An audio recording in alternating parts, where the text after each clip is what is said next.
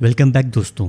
ये कहानी है Marvel web series secret invasion के 4th एपिसोड की। पहले 3 एपिसोड्स के एक्सप्लेनेशन का लिंक डिस्क्रिप्शन में है। तीसरे एपिसोड के एंड में दिखाया गया था कि ग्रेविक ने गाया को गोली मार दी थी, लेकिन गाया ने स्क्रॉलर से निकलने से पहले अपने आप को मशीन का यूज करके सुपर स्क्रॉल में बदल लिया था और ये बात किसी को मालूम नहीं थी। इसलिए गाया को मारने के बाद जब ग्रेविक वहाँ से चला जाता है तो गाया अपनी पावर का यूज करके खुद को हील कर लेती है। अब कहानी कुछ देर के लिए 2012 में शिफ्ट होती है, जब एवेंजर्स ने लोकी के अटैक से अर्थ को बचाया था। फ्यूरी वारा से मिलने एक रेस्टोरेंट में आता है। दोनों के बीच कुछ रोमांटिक बातें होती हैं, जिसके जरिए हमें ये दिखाया जाता है कि दोनों एक दूसरे से बहुत प्यार करते हैं। अब कहानी शिफ्ट होती है प्रेजेंट में। वारा सेंट जेम्स चर्च में रॉडी से मिलने जाती है। जैसा कि मैंने आपको पिछले वीडियो में ही बता दिया था कि हो ना हो रॉडी भी एक स्क्रल है, और वाकई में वो एक स्क्रल ही था। वो वारा से कहता है कि तुम्हें फ्यूरी को मारना होगा, वो हमारे लिए प्रॉब्लम क्रिएट कर सकता है। वारा कहती है कि अब फ्यूरी में वो बात नहीं है जो पहले हुआ करती थी।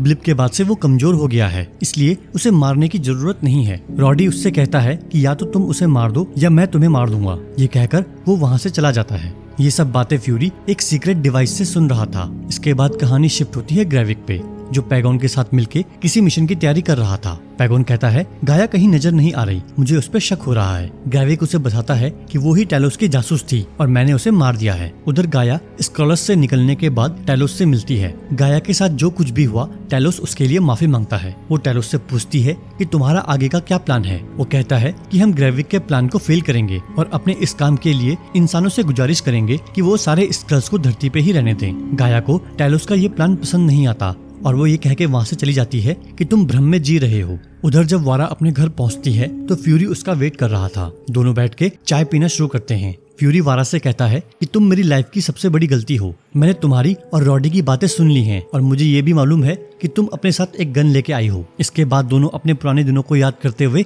एक रोमांटिक पोयम गाते हैं और पोयम खत्म होते ही दोनों अपनी गन उठा के फायर करते हैं।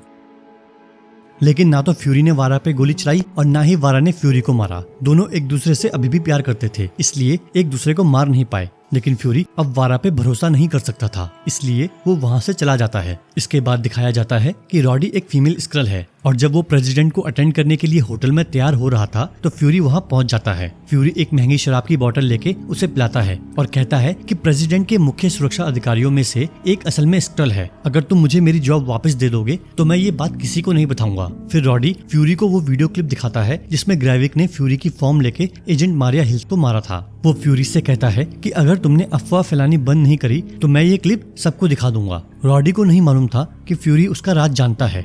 इसके बाद फ्यूरी फ्रस्ट्रेट होने की एक्टिंग करता हुआ वहाँ से चला जाता है। फ्यूरी ने शराब में लिक्विड लोकेशन ट्रैकर डाल रखा था, जिसकी मदद से टेलोस और फ्यूरी रॉडी का पीछा करने लगते हैं। रॉडी प्रेसिडेंट को लेने एयरफोर्स स्टेशन आता है। अमेरिका का प्रेसिडेंट रशिया के साथ एक शांति समझौता बैठक में भाग लेने आया हुआ था, ताकि आतंकवादी हमले के बाद की टेंशन को कम किया जा सके। रॉडी ग्रेविक को इन्फॉर्मेशन देता है कि प्रेसिडेंट कॉन्वे की चौथी गाड़ी में बैठा है। ग्रेविक मिसाइल से प्रेसिडेंट की गाड़ी पे हमला करता है, जिससे उसकी गाड़ी पलट जाती है। ग्रेविक के आदमी एक एक करके सबको मारते जा रहे थे और ग्रेविक ने अपने आदमियों को इंस्ट्रक्शन दे रखी थी कि उन्हें सिर्फ रशियन लैंग्वेज में बात करनी है, ताकि अमेरिका को लगे कि इस काम के पीछे रशिया का हाथ है।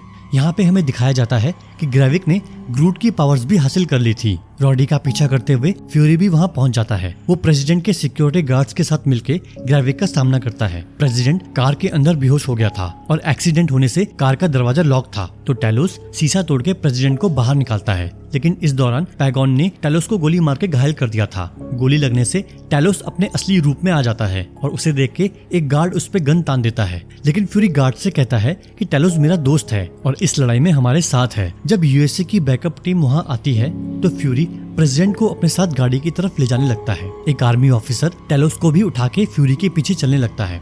ये देख के फ्यूरी अपनी गन निकाल के उसे टेलोस को नीचे रखने के लिए बोलता है और जब वो फ्यूरी की बात का जवाब नहीं देता तो फ्यूरी उस पर गोली चला देता है। दरअसल वो ग्रेविक ही था। अपने असली रूप में आते ही ग्रेविक टेलोस के सीने में चाकू घुसा देता है। ये देख के फ्यूरी सीधा उसके चेहरे पे गोली मारता है, लेकिन ग्रेविक कुछ ही सेकंड्स में खुद को हील कर लेता है। तभी वहाँ पूरी बैकअप टीम आ जाती है, तो ग्रेविक पैगॉन के साथ वहाँ से निकल जाता है। तो दोस्तों, ये थी 4th एपिसोड की कहानी। आई होप ये वीडियो आपको पसंद आया होगा। अब आपसे मुलाकात होगी नेक्स्ट वीडियो में।